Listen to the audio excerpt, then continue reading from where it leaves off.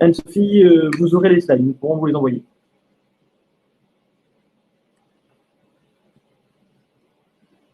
Bonjour.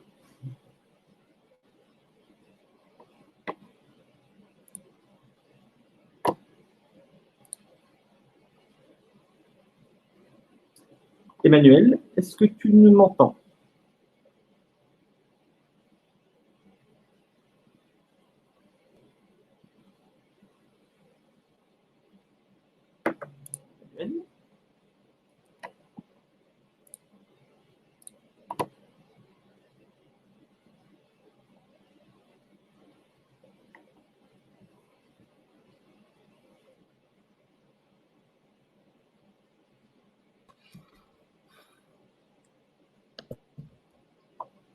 Allô?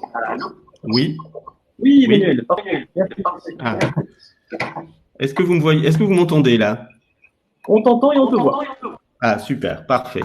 Ouais. Merci, merci de m'accueillir et de me permettre de présenter l'association Auvergne-Rhône-Alpes Entreprises, qui est l'association de développement économique de la région. Donc, si on veut, si je sais pas qui passe les slides, c'est moi. Tu peux le faire. Tu peux le faire. Ok. Voilà, notre organisation, donc nous sommes une association à but non lucratif, on est financé par le conseil régional. Le siège de l'agence est à Lyon, qui est PRH, et dans chaque département, il y a des structures, des délégations départementales. On a 11 délégations sur l'ensemble de la région Auvergne-Rhône-Alpes et on a aujourd'hui un peu moins de 130 salariés, on doit être 125 salariés. Sur la Loire, nos bureaux sont dans les locaux de la grande usine créative, à côté de la Cité du Design, 10 rue Marius Patineau pour ceux qui nous écoutent, qui sont de la Loire. L'équipe est composée donc de moi-même, qui suis le responsable donc de l'antenne de la Loire et de la Haute-Loire, d'Hervé Mialon et de Nawel Sebi. Notre gouvernance est une gouvernance originale pour une agence de développement économique, elle associe le public et le privé, avec une coprésidence, Laurent Vauquier, qui est le président du conseil régional, et Florent Ménégo, qui est le président de Michelin. Ensuite, nous avons un conseil de surveillance qui est composé de 8 collèges et un directoire qui, là aussi, est coprésidé public-privé, avec Martial Sadier, qui est un élu conseiller régional et député, et Gérard Guyard, qui est président de la société Gravotech, Cécilia Tégédor étant la directrice générale de l'agence. Notre rôle, donc, on a été créé par le conseil régional, comme je vous l'ai dit, pour mettre en œuvre le schéma régional de développement économique, d'innovation et d'internationalisation, pour soutenir les territoires et les entreprises en s'appuyant sur les départements et les EPCI. Donc nos missions, on intervient auprès des entreprises dans leur recherche de financement, d'investissement, recherche et développement, les aider à l'international sur le recrutement et l'accès aux programmes européens. En fait, l'idée c'est d'accompagner les entreprises dans toutes ces phases de développement pour les aider à passer des caps, à grandir et à se développer. Alors, sur l'aspect renforcement du business et du financement du développement, on va aller mobiliser différents programmes que la région a mis en place. Donc, jusqu'alors, on avait le programme Solutions Investissement Industrie du Futur, qui était un programme qui permettait d'intervenir sur le financement matériel des entreprises, qui pouvait aller jusqu'à 30% du montant de la dépense éligible, avec un plafond de 300 000 euros de subvention. Je parle au passé parce que à présent ce programme est fermé. Du moins, il a été fermé pendant la crise Covid, puisque la région, comme vous le savez, a aidé de manière assez conséquente les entreprises pour le passage de cette crise, ou en tous les cas a mis des moyens pour les aider à passer au mieux cette crise. Et donc, pendant cette crise, le programme a été fermé. Il s'agit d'un appel à candidature. Les entreprises donc candidatent et déposent leur dossier sur une plateforme qui aujourd'hui n'est plus accessible.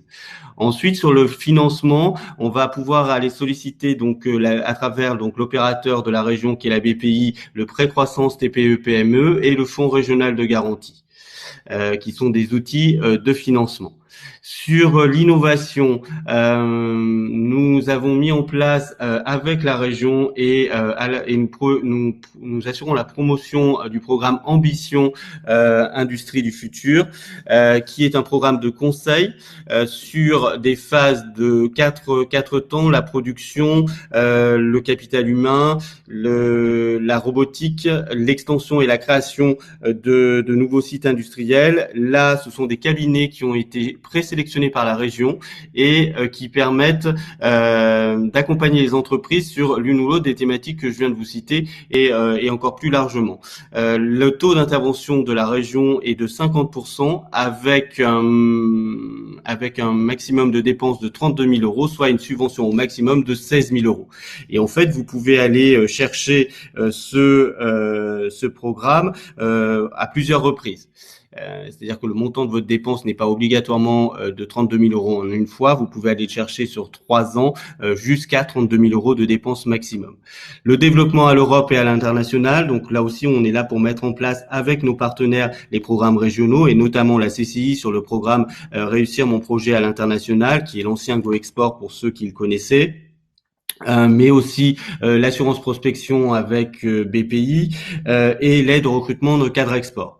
Ensuite, sur l'Europe, chez nous, c'est deux thématiques différentes puisque quand on parle de développement à Europe, c'est accéder aux programmes européens et notamment aux programmes de subventions européens sur la R&D qui permettent pour certains d'aller chercher jusqu'à 70% de subventions. Sur le recrutement et la formation, la région a mis en place des dispositifs, notamment en termes de diagnostic de ressources humaines, qui permettent aux entreprises de recourir à un cabinet de RH qui est pris en charge à 100% par la région et avec lequel donc les entreprises vont travailler, par exemple la marque employeur, par exemple le lancement d'un plan de recrutement, l'adaptation des compétences, les gestions des départs en retraite. La région a également mis en place une plateforme qui s'intitule Nos talents, nos emplois, une plateforme sur laquelle les entreprises peuvent s'inscrire et sur laquelle vous allez pouvoir retrouver des CV de candidats potentiels sur les offres que vous déposeriez. Ensuite, sur l'attractivité, donc là aussi la région et à travers elle, donc l'agence est chargée donc d'attirer de nouvelles entreprises sur notre territoire. Pour cela, il y a des contrats qui ont été passés avec des cabinets pour attirer donc de nouvelles entreprises et qui sont chargées de prospecter pour favoriser donc l'implantation de nouvelles entreprises sur les territoires et en lien avec les territoires. Donc en fait, en résumé, donc on est là pour aider à la croissance des entreprises et faire en sorte que d'accélérer cette croissance, de mettre en œuvre tous les outils qui sont à notre disposition, dont je vous ai donné un échantillon, parce qu'il faudrait rentrer un peu plus dans le détail. J'ai essayé d'être assez concis compte tenu du temps qui nous est donné, mais nous on est à votre disposition pour les détailler, et on est aussi là pour être un trait d'union entre l'ensemble des partenaires qui interviennent dans le champ du monde économique. On est là pour travailler ensemble avec nos collègues des CCI, des CMA, mais aussi des pôles, enfin l'ensemble des acteurs du monde économique. Enfin, à la demande du président, nous avons pour mission de faire émerger des entreprises que l'on appelle donc des entreprises à potentiel, ou les perles, qui doivent être au nombre de 400 sur l'ensemble de la région Auvergne-Rhône-Alpes. Et l'idée, c'est de permettre à ces entreprises, qu'elles soient TPE, PME, de passer un cap, de devenir de TPE à PME et de PME à ETI. Ce sont des entreprises qui ont un potentiel de croissance, et le critère c'est une croissance de chiffre d'affaires à 2 chiffres, et je crois que de mémoire l'augmentation de chiffre d'affaires était de plus de 20% d'une année par rapport à l'autre. Voilà, je pense que j'ai terminé. Et oui, alors ensuite quelques chiffres sur la région, sur le département de la Loire, pardon. On a accompagné, mais ça c'est des chiffres qui datent un peu. On avait accompagné 444 entreprises à la fin de l'année et fait 200 visites d'entreprises. Et nous avons donc au titre des entreprises perles, 15 entreprises qui ont conventionné avec la région et l'agence pour bénéficier de cet accompagnement spécifique. Voilà. Je suis à votre disposition, évidemment, pour répondre à vos questions si vous en avez au terme de ce webinaire, mais plus globalement pour qu'on prenne rendez-vous et venir vous voir dans vos entreprises. Il y avait une petite question pour toi, Emmanuel, c'était est-ce que Auvergne Entreprise remplaçait ERAI? Oui. Alors, j'ai pas l'historique de. Moi, je suis nouveau sur le département de la Loire, hein, pour tout vous dire. Mais oui, en fait, Auvergne-Rhône-Alpes Entreprise, si vous voulez, est né de la fusion de l'ensemble des structures qui existaient dans tous les départements. Comme vous le savez, la région a pris la compétence économique de fait de la loi NOTRe. C'est d'ailleurs sa première compétence. Et le président de la région a souhaité que, au lieu d'avoir une grosse structure au niveau régional, il y ait en effet le siège de cette structure, mais que dans chaque département, pour avoir un échelon de proximité en lien avec les entreprises des territoires, il y ait des délégations dans tous les départements. Donc en effet, notre agence remplace ERAI. Très bien. Merci Emmanuel. On va maintenant donner la parole donc à William qui va nous présenter le pôle des technologies médicales. William, est-ce que le son marche? C'est tout bon? Bonjour à tous, vous C'est m'entendez? parfait. C'est très bien. parfait. Du coup, je suis allé trop vite ou pas? Non, c'est bon. Donc, le PTM, Pôle des technologies médicales, c'est une structure qui est née déjà il y a 20 ans. C'est une association soutenue par Saint-Cécile Métropole. Nous sommes localisés au campus Santé Innovation, donc tout proche de l'hôpital Nord, à Saint-Pré-en-Jarret. Notre objectif est de favoriser l'innovation, le développement et l'animation des acteurs de la filière santé et sur l'ensemble du territoire. Territoire ligérien, mais aussi régional. Donc, nous regroupons différents types d'adhérents, des industriels, des académiques, des scientifiques, le monde médico-social et le monde issu du soin. Nous participons à l'émergence de projets collaboratifs et à la richesse du territoire. Notre objectif, effectivement, c'est de centraliser des informations, d'analyser et de renvoyer ces informations à nos adhérents afin de pouvoir monter des projets collaboratifs comme on le fait aujourd'hui par le biais de ce webinaire, tous ensemble. Ça part de la prévention, du diagnostic, du traitement, du suivi du traitement du handicap et de l'autonomie. Voilà un petit panel de nos adhérents. Alors, si j'en ai oublié, je m'en excuse d'avance. Ça va de la start-up, la petite ETI jusqu'au grand groupe. Et le monde académique et institutionnel qui nous accompagne dans ce développement. Donc, vous voyez Pulsalis en particulier, SEM, le CHU, Gérontopo, la Cité du Design. Voilà, nous fédérons, excusez-moi si encore une fois j'ai oublié de citer tout le monde, mais voilà, nous essayons de fédérer l'ensemble du territoire afin de mener des actions communes et collaboratives. Alors, nous avons trois axes de développement. Le premier qui est un axe d'animation en fait, du territoire, hein, tout simplement. Le deuxième axe est de proposer de l'innovation à travers nos différents partenaires, dont Pulsalis qui coordonne toutes nos actions. Et le troisième axe est plus pour les sociétés qui vont plus loin et qui ont besoin de croître. Donc, le développement. Un de nos partenaires prochains et futurs sera, par exemple, Lyon Biopôle, pour nous aider dans ce développement. Alors, je vous ai plutôt mis dans un prochain slide quelques actions concrètes. Nous organisons tous les premiers mardis du mois un lunch chantier. Alors aujourd'hui, vu la crise, nous organisons plutôt des webinars comme on le fait aujourd'hui. Il y a un cercle réglementaire regroupant une douzaine d'adhérents qui tourne très bien, où lors de ce cercle, nous échangeons sur le nouveau règlement. On voit des gens d'un monde commun et voire même des concurrents qui deviennent partenaires pour échanger à ce niveau-là. On mutualise aussi nos ressources afin de mener à bien des audits internes mutualisés. Voilà, l'animation passe aussi par la meilleure connaissance de nos adhérents avec des journées thématiques et des visites d'entreprise, des newsletters, des veilles mensuelles, et des webinars. Et vous allez le voir ensuite, un événement qui devra avoir lieu en décembre prochain. On n'a pas encore fixé la date, mais qui permettra en fait d'utiliser un petit peu tout ce qui s'est passé pendant cette crise sanitaire, en espérant qu'elle soit terminée, d'exploiter des axes de développement et de recherche, pas simplement pour répondre à une prochaine crise, mais voir ce qui a été positif aussi pendant cette crise. Malheureusement, il y a eu pas mal de choses négatives, mais il y a aussi des choses positives qui ont émergé. Donc, recenser toutes les capacités de l'écosystème local et régional pour les rendre mobilisables, en fait, pas simplement à court terme, mais à moyen terme et à long terme. Donc, le but, c'est d'anticiper le développement de nouvelles solutions innovantes et de pouvoir répondre à des besoins que pourraient avoir nos adhérents, voire aussi d'autres acteurs qui ne sont pas aujourd'hui adhérents. Désolé, la petite flèche est passée un petit peu sur le côté. Voilà en tout cas ce que je voulais vous dire aujourd'hui du PTM. Si vous avez besoin de plus d'informations, vous pourrez nous contacter par la suite sans problème. Je pense que j'ai fini. Voilà, merci à vous et bon webinaire. Merci William pour cette présentation. Et en effet, si vous avez des questions, n'hésitez pas à les poser dans le chat, on pourra vous les poser ensuite. Du coup, on va faire la transition sur l'aspect un petit peu technologique. Et donc, justement, aussi, on va donner la parole donc, à Céline qui va nous présenter rapidement le CEA, puisqu'ensuite, tu auras l'occasion aussi d'échanger plus particulièrement sur EasyPoc. Céline, c'est à toi. Vous m'entendez bien? Très bien. Super.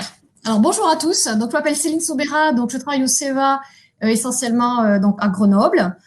Donc, le CEA, c'est le commissariat à l'énergie atomique qui a été créé à 45 pour l'autonomie stratégique et défense de la France. Et je travaille plutôt sur la partie technologique qui a émergé à fin des années 60 pour transférer les technologies qui avaient été développées pour le militaire et le nucléaire, mais dans tout type d'application. Donc, la partie recherche technologique à la marque CEATech, on a à peu près 4500 employés et des brevets justement pour pouvoir transférer cette connaissance aux industriels. Donc, on a à peu près 40 plateformes technologiques. On en est essentiellement basé sur Grenoble, également Chambéry, mais également sur Paris à Saclay, où il y a la cobotique, robotique et l'intelligence artificielle. Mais nous avons aussi des sites un peu partout en région, en PACA, Toulouse, Bordeaux, Nantes, Hauts-de-France, pour la proximité avec les entreprises et notamment la diffusion auprès des PME. CEATech, on est un centre de recherche d'ingénieurs-chercheurs. L'idée étant d'être le maillon permettant en fait de pousser des concepts technologiques en TRL 3-4 niveau technologie démarrant pour pouvoir transférer ces technologies auprès des industriels. De ce fait, nous avons beaucoup de coopérations avec des entreprises, à peu près 600 coopérations annuellement avec tout type d'entreprises, start-up, PME, grands groupes. Et on a une reconnaissance mondiale aujourd'hui sur notre capacité d'innovation, notamment numéro 1 du centre de recherche européen par Reuters. Voilà, donc comme je reparle tout à l'heure, je vous donnerai quelques informations plus précises sur les technologies, notamment les technologies afférentes à la santé. Mais l'esprit en tout cas de CEATech, c'est d'avoir des connaissances, des briques technologiques génériques. Alors, dans l'IA, la robotique, cobotique, comme j'ai expliqué, dans l'énergie également, et dans la microélectronique et nanotechnologie, qui aujourd'hui, on le voit, diffuse dans tous les types d'applications. Donc, on travaille avec tout type d'entreprises, mais aussi tout type d'activités. Voilà, donc je vous parlerai tout à l'heure. Vous avez fini, Damien. J'étais trop rapide. Non, c'est bon, j'ai pas anticipé. Parfait, merci Céline. Donc du coup, on a parlé de différentes structures et puis on va présenter Minologique en dernier. C'est Elvire qui va nous présenter un petit peu le pôle et ce qu'on fait chez Minologique. Et je vous présenterai, comme Céline vous a parlé du CEA, elle vous présentera EasyPoc et je vous présenterai ensuite EasyTech et EasyIndus. Mais avant, on aura 2 témoignages pour illustrer un petit peu ces 2 dispositifs pour qu'on puisse un petit peu imaginer qu'est-ce qu'on peut faire dans le cadre d'un EasyPoc ou d'un EasyTech. Elvire, je te laisse la parole. On t'entend et on te voit. Bon, je démarre. Bonjour, merci à tous. Je suis Elvire Mugic, le directeur du site de Saint-Étienne de Minologique. Alors, attendez, excusez-moi. Juste, je prends l'outil en main. Donc, je vous disais, directeur du site de Saint-Étienne de Minologique, pôle de compétitivité, des technologies du numérique en Auvergne-Rhône-Alpes. Donc, Minologique, pôle de compétitivité, notre mission est de fédérer sur le territoire Auvergne-Rhône-Alpes l'écosystème des acteurs désirant porter des projets d'innovation en synergie. Donc l'écosystème et les acteurs, ce sont bien sûr des entreprises, les académiques, laboratoires de recherche, organismes de formation, écoles d'ingénieurs, et donc les collectivités territoriales et les organismes de développement économique. Aujourd'hui, nous sommes distribués sur 3 sites, un site à Grenoble, Lyon et Saint-Étienne, afin d'être au plus près de nos adhérents. Notre équipe est composée de 20 personnes avec différentes compétences et profils très complémentaires et très pertinents pour les besoins des entreprises en innovation du numérique. Comme je vous disais, notre mission est d'accompagner les projets et les financements, faire transformer des idées en produits. Aujourd'hui, nous avons porté sur ces 15 dernières années accompagné, plus de 600 projets, plus de 100 produits ont été commercialisés, ce qui correspond à un investissement de 2 milliards d'euros au global. Et en termes de subventions, ça doit représenter un tiers à la moitié de cette assiette. Donc vous voyez qu'aujourd'hui, nous sommes plus de 450 adhérents et que nous avons cessé de croître depuis notre création en 2005.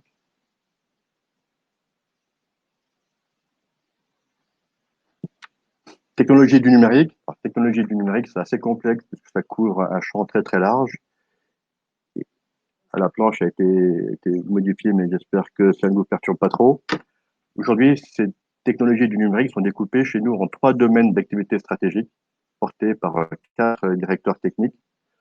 Donc, nous retrouvons toutes les activités du logiciel du logiciel au plus proche de l'électronique jusqu'au système distribué qui permettent le cloud computing, l'intelligence artificielle, le machine learning, microélectronique et nanostructure, nanotechnologie, donc tout ce qui est lié à l'électronique du tout petit jusqu'à la structure qui permet de gérer les électrons jusqu'au système électronique complexe. Le monde de la photonique, tout ce qui est autour de la lumière, donc de sa génération, les LED, les lasers, les capteurs d'image. Et là, nous retrouvons bien sûr tous les capteurs d'imagerie ultraviolet, radiologie, rayons X qui sont très utilisés dans le monde du médical. Et nous avons tout ce qui est contenu et usage. Pour contenu et usage du numérique, donc on va retrouver toutes les activités de jeux vidéo, de cinéma d'animation ou de films d'animation. Ces technologies aujourd'hui sont très très utilisées sur tout ce qui est jumeaux numériques dans l'industrie par exemple ou dans le médical, les technologies de réalité augmentée, de réalité virtuelle, tout ce qui va être lié aux expériences utilisateurs et au design. Donc nos actions sont distribuées sur 12 marchés prioritaires et ces 12 marchés, nous les portons ou nous associons aux acteurs ou aux référents de ces marchés, dont fait partie par exemple le PTM ou Lyon Biopôle, pour citer quelques acteurs du monde de la santé. Pourquoi ces 12 marchés? Parce que le numérique est transverse, il est partout et on le retrouve dans tous ces marchés-là et nous ne pouvons pas travailler tout seuls. Nous proposons de nous associer aux acteurs économiques et aux acteurs référents, représentants des entreprises et des acteurs de ces différents marchés pour être plus pertinents. Donc, notre offre de service, elle s'appuie sur 3 piliers. Un pilier réseau, qui est de vous permettre de vous intégrer dans votre écosystème d'innovation et du numérique. Un pilier innovation, où on va vous accompagner à transformer votre idée en projet à travers tous les guichets de financement. Tout à l'heure, M. Vendée vous a présenté quelques guichets de financement. Il en existe beaucoup. Il est très difficile de s'y retrouver. Nous vous proposons de vous aider à identifier celui qui est le plus opportun pour vous et votre réseau, votre consortium, votre groupe qui porte le projet en commun. Et nous avons une offre plutôt ciblée croissance qui nous permet d'identifier des clients, de vendre, de faire du chiffre d'affaires avec vos solutions ou éventuellement d'identifier des sous-traitants, des partenaires pour permettre de rajouter des fonctionnalités spécifiques à vos produits actuels. Donc, tout à l'heure, je vous parlais des guichets de financement. Il y a beaucoup de guichets de financement aujourd'hui. Ils peuvent être locaux, portés par des métropoles, ils peuvent être régionaux, peut-être nationaux, ils peuvent être européens. Et en fonction de l'équipe qui porte le projet, si le projet est porté seul, en individuel ou s'il est porté en collaboratif, Et en fonction de la taille de cette équipe, de la taille du projet, de sa durée, du besoin de financement et du thème du projet, nous pouvons vous aider à identifier les guichets de financement les plus pertinents qui vont vous permettre de réussir à avoir votre financement dans les meilleures conditions possibles. Et vous voyez sur ces planches-là, EasyTech est une solution pour les PME qui ont des projets qui durent jusqu'à 18 mois, mais c'est le sujet de tout à l'heure. Voilà pour moi, je vous remercie. Bien sûr, si vous avez des questions, n'hésitez pas à les poser, revenez vers nous. Nous sommes prêts à répondre à toutes vos questions. Tout à fait. Merci Elvire. Du coup, pour illustrer un petit peu ces deux dispositifs qu'on va vous présenter, on trouvait intéressant donc, de laisser un petit peu la parole à des entreprises qui ont pu en bénéficier. Et donc, on va laisser la parole à Ludovic Ouvry, de la société Ouvry, qui va peut-être pouvoir un petit peu nous expliquer qu'est-ce qui s'est passé avec le CEA, comment vous avez collaboré, et je sais que ça a été quand même dans une deadline assez rapide. Donc, je vous laisse la parole, monsieur Ouvry. Oui, bonjour à tous. Est-ce que vous m'entendez bien? Très bien. Parfait. Donc, je m'appelle Ludovic Ouvry. Je suis président de la société éponyme qui a été créée, que j'ai créée il y a 17 ans déjà. Le membre du cluster Eden, qui est un cluster défense-sécurité à vocation nationale, mais dont le siège est à Lyon, ce qui est une particularité. D'un certain nombre de pôles de compétitivité, et ma société est spécialisée dans le domaine de la protection individuelle contre le risque nucléaire, radiologique, biologique, chimique, le fameux acronyme NRBC. Nous adressons 3 principaux segments, le segment défense, le segment sécurité civile au sens large, primo-intervenants, les forces de l'ordre, le monde de la santé, les personnes des SAMU, les centres hospitaliers, les établissements de santé et les sapeurs-pompiers. Et un 3e segment qui est plus dans le domaine de l'industrie. Tout ça pour protéger des gens contre le risque essentiellement chimique. Et quand on dit NRBC, c'est un risque chimique un peu particulier puisqu'il s'agit du risque chimique. Il s'agit des chimiques de guerre, des agents chimiques de guerre.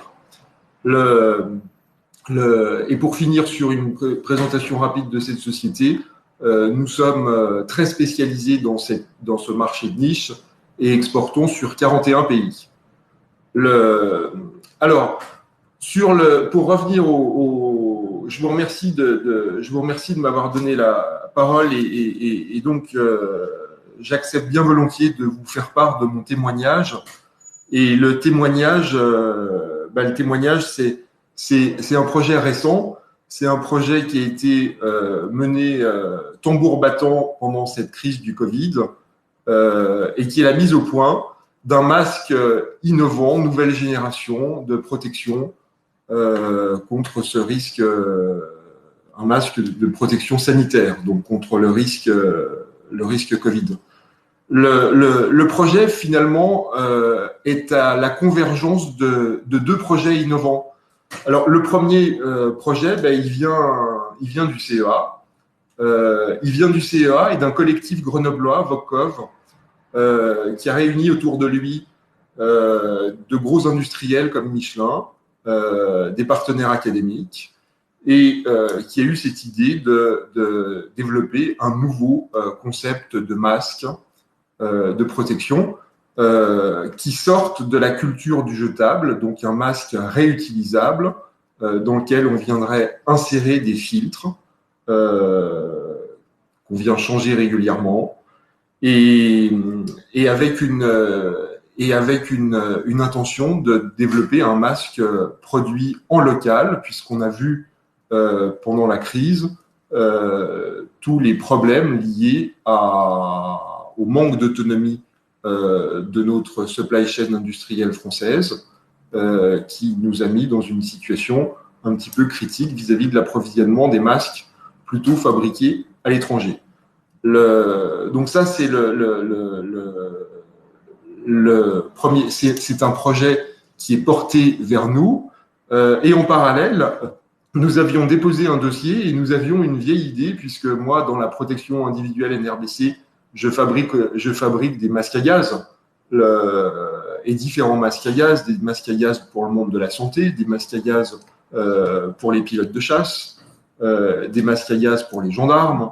Donc on a quelque part une compétence dans le domaine. Et on avait eu l'idée, c'était une vieille idée finalement chez nous dans nos cartons, de proposer un masque réutilisable, à peu près le même concept que celui apporté par ce collectif et le CEA. Et ben forcément, ben, on en avait rêvé de ce projet, et ben on a essayé de le faire. Et je dirais presque tout naturellement, le CEA est venu vers nous le 30 mars. Et en moins de 24 heures, enfin en quelques jours, on a pris la décision de partir dans cette aventure. On est venu nous voir pourquoi ? Parce que pour faire un masque en caoutchouc qui vient épouser le visage et dans lequel vous insérez des filtres, il faut deux compétences, une compétence dans l'injection, dans les matériaux caoutchouc, et une compétence dans les médias filtrants. Ce sont deux compétences que j'ai puisque je fabrique encore une fois des équipements en textile. On appelle ça des tenues filtrantes de protection NRBC. Et je fabrique des masques à gaz en caoutchouc, en butyl. Et forcément, on sait à la fois les concevoir, les fabriquer. Et on avait déjà à nos côtés une supply chain qui est traditionnellement dans ma société à plus de 90% française. Donc voilà pour la genèse du dossier. Quel a été notre rôle ? On parle beaucoup d'innovation. L'innovation, la communication autour de l'innovation est relativement facile. Il y a un travail de fond dont on parle moins, c'est le travail de maître d'œuvre industriel, d'ingénierie système. Donc ça a été notre travail. Le maître d'œuvre industriel, qu'est-ce qu'il fait ? Le maître d'œuvre industriel, son boulot, c'est la première chose, c'est de terminer la conception du produit et de mener toutes les études internes de fiabilité, d'analyse des défaillances, de mettre en place la documentation technique, tout le volet qualité, puisque quand on fabrique un produit, il faudra quand même s'assurer que le produit soit conforme à ce qu'on attend et imposer des exigences qualité aux partenaires industriels.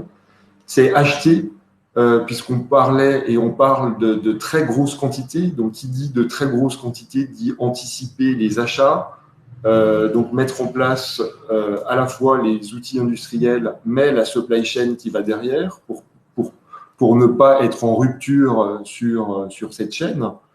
Et c'est bien sûr tout ce qui est ordonnancement de cette chaîne industrielle. Donc, ça, c'est la partie plus... je dirais, industrielle. N'oublions pas un volet qui est important, il a fallu investir. Donc, il a fallu acheter des moules d'injection, il a fallu acheter des matières, il a fallu acheter des machines, notamment des machines sur l'aval, qui est la logistique. Donc, voilà le premier grand bloc du maître d'œuvre industriel. Le deuxième, c'est le volet mise sur le marché. La mise sur le marché, ce n'est pas que faire un devis et l'envoyer à des prospects. La mise sur le marché, elle commence par monter le dossier de certification, le dossier technique de certification, pour avoir une autorisation de mise sur le marché. Donc ça, c'est un travail qui, normalement, nous prend entre 12 et 18 mois. Donc, on a dû faire en 4 semaines. Donc, vous imaginez que les 4 semaines ont été assez intenses. La mise sur le marché, c'est une fois qu'on a le dossier technique, tous les essais de certification ont été faits. La mise sur le marché, c'est évidemment mettre en place les outils marketing, mon administration des ventes et organiser mon administration des ventes pour aller vendre le produit. Donc voilà les deux grands volets, les trois volets du rôle de maître d'œuvre industriel que nous avons mené. Donc, à la fois avec le support du CEA sur la partie technique qui a mis à notre disposition des laboratoires de Grenoble. On pourrait citer le CH de Grenoble ou le CHU de Saint-Étienne pour d'autres types d'essais. Et on ne citera pas tout le monde. C'est un projet qui a démarré aussi parce que, et ça c'est la force du collectif grenoblois, c'est qu'on ne serait pas parti sans un support, sans les premières commandes. Alors le support financier, les demandes de subvention, on n'en a pas demandé au début du projet. On est parti sur fonds propres. Ce qu'on a demandé, c'est d'avoir des premières intentions de commande. Et ce projet a pu voir le jour parce que un industriel comme Michelin s'est engagé, la région Rhône-Alpes s'est engagée, le CEA s'est lui-même engagé à acheter pour ses besoins propres des masques, et je citerai également la mairie de Grenoble, qui ont été les 4 premiers clients. Donc voilà mon témoignage sur comment de l'idée, de l'innovation, on arrive à un produit. Donc le produit, je vois que je suis très à contre-jour, donc vous voyez pas grand-chose. Donc le produit, bon, je vais vous le montrer très rapidement. Ça ressemble à ça. Donc c'est comme je vous l'expliquais, c'est un masque en caoutchouc avec la particularité d'avoir un demi-masque à l'intérieur ici qui vient parfaitement épouser le visage de façon à avoir un très faible taux de fuite, donc un niveau de protection très élevé. Donc ce masque, vous l'enfilez comme un masque classique avec des lanières. Tous les jours, vous dévissez le petit capuchon à l'avant pour changer des filtres qui ont été longuement testés au CEA de Grenoble. On met son filtre, on ferme et on est bon pour une journée de travail. Alors l'intérêt du produit, je l'ai dit un petit peu en préambule. L'intérêt du produit, c'est que quand on le compare à des masques jetables et qu'on regarde le coût d'usage, même si en coût d'acquisition, le prix est 10 à 20 fois supérieur à un masque jetable, en fait, on réduit les coûts puisqu'on va être en coût d'usage inférieur à 20 centimes. Un masque jetable, pendant la crise, ça coûtait 2 €. Après la crise, aujourd'hui, avant la crise, ça coûtait 40 centimes. Après la crise, aujourd'hui, on est en situation de surproduction. On va même être plutôt à 30. Et vous voyez que notre produit, le produit imaginé par tous ces acteurs, reste compétitif. Donc c'est le premier grand point. Le deuxième, vous avez tous vu les problèmes environnementaux liés aux déchets des masques jetables. C'est quelque part sortir de la culture du jetable. Le troisième point, je l'évoquais en introduction, et c'est un petit peu finalement ce point qui nous a fait partir dans l'aventure, c'était de mettre en place une supply chain avec 7 principaux industriels français et majoritairement rhône-alpins, le Auvergne-Rhône-Alpin pour être précis, que nous connaissions, avec qui nous avions une relation de confiance et qui sont capables aujourd'hui de fabriquer des quantités très importantes de ce masque. Et enfin, ce qu'on voit, c'est que dans l'éventualité de futures crises, vous avez un produit ici qui est le produit idéal pour constituer des stocks stratégiques parce que ça remplace 3 cartons de sachets jetables, ça prend moins de volume, je ne reviendrai pas sur le coût, c'est moins cher et accessoirement, quand on a à gérer des crises, le plus important, c'est d'avoir un produit qui vous donne de l'autonomie. C'est un produit qui vous permet de tenir. Et les militaires connaissent bien, les sapeurs-pompiers connaissent bien. Quand on arrive sur un théâtre, la première équipe doit tenir, elle doit tenir longtemps, et c'est un produit qui permet de tenir puisqu'il est vendu avec 100 filtres non régénérables, et ça permet de tenir 100 jours. Voilà pour les 2-3 mots sur le produit. Pour terminer, je dirais que nous nous sommes concentrés entre le 11 mai et ces derniers jours sur les clients B2B et en particulier les clients les plus exposés. On pense bien sûr au monde de la santé, on pense au monde connexe de la santé, des infirmiers, des conducteurs d'ambulance, des personnes en charge de nettoyer des unités Covid. Donc ça, c'était la priorité. Mais bien sûr, toute l'industrie au sens large, de l'agroalimentaire à l'industrie automobile, en passant par le BTP, sans oublier le transport. Donc c'est ce sont toutes les filières qui finalement nous ont approchés pour trouver une solution afin de poursuivre leurs activités, d'assurer la continuité de leurs activités. Donc l'avenir, c'est de poursuivre ce B2B avec, vous l'avez vu, des filtres aujourd'hui qui sont des filtres avec le produit vient d'obtenir un marquage CE en dispositif médical dans le maximum, dans la classe maximum, donc pour usage en bloc opératoire. On imagine demain, et nous travaillons avec plusieurs partenaires sur la mise au point d'une nouvelle génération ou d'une offre de plusieurs types de filtres, dont certains P2 qui seront utilisés pour plus se destiner pour l'industrie et d'autres qui pourraient traiter des problématiques d'odeur. Donc ça, c'est un des axes d'avenir. Le deuxième, c'est le B2C, avec un produit aujourd'hui qui est en vente chez Fnac Darty et entre autres chez Fnac Darty pour les particuliers. Et enfin, l'avenir, c'est l'export. Ma société est fortement exportatrice.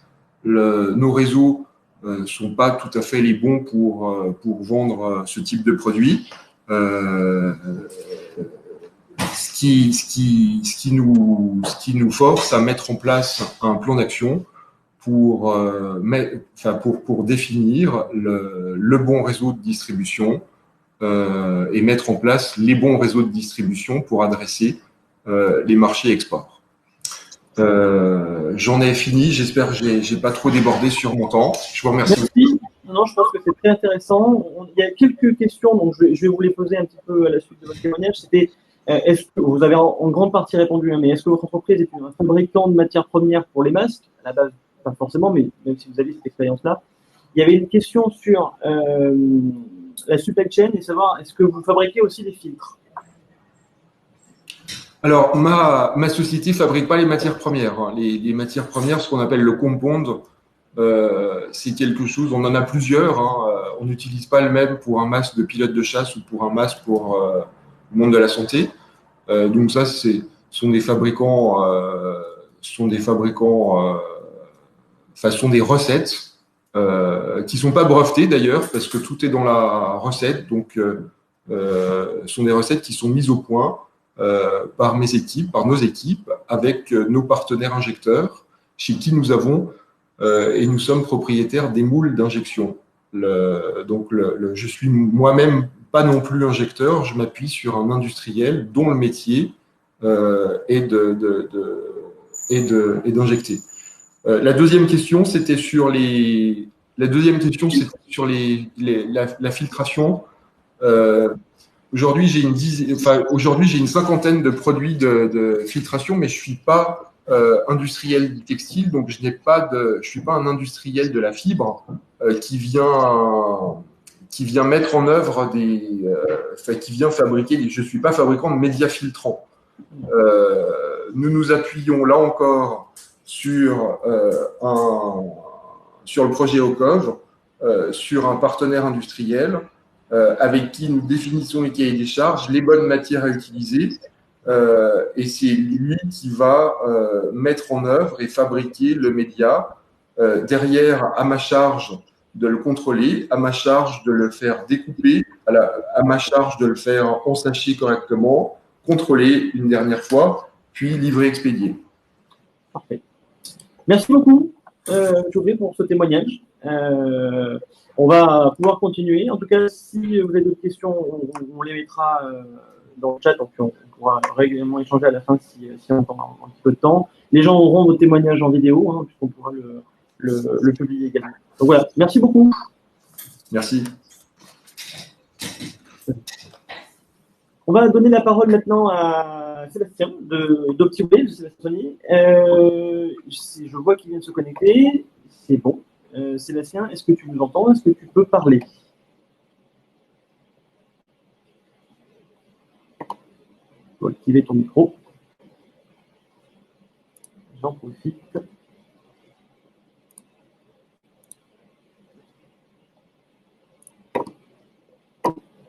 Pour mettre à disposition les slides.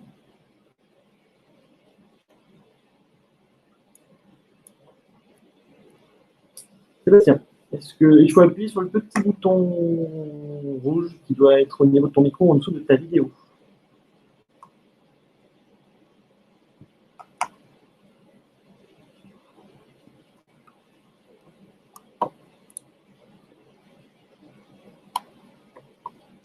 Est-ce que tu m'entends, Sébastien?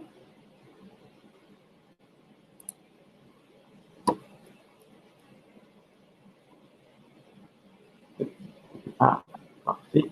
Bonjour, c'est bon. Bonjour. On te voit et on t'entend. C'est parfait. Ah, parfait. Donc, merci d'accepter de témoigner, donc, notamment dans le cadre du programme DTech que tu as pu bénéficier.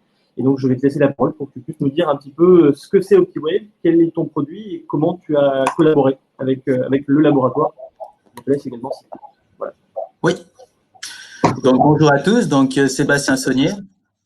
Je suis le fondateur et le dirigeant d'OptiWave, qui est une société qui conçoit, fabrique et distribue des solutions de cuisson haute température par micro-ondes, en particulier pour les céramiques techniques. Alors, quelques mots sur les céramiques techniques en préambule.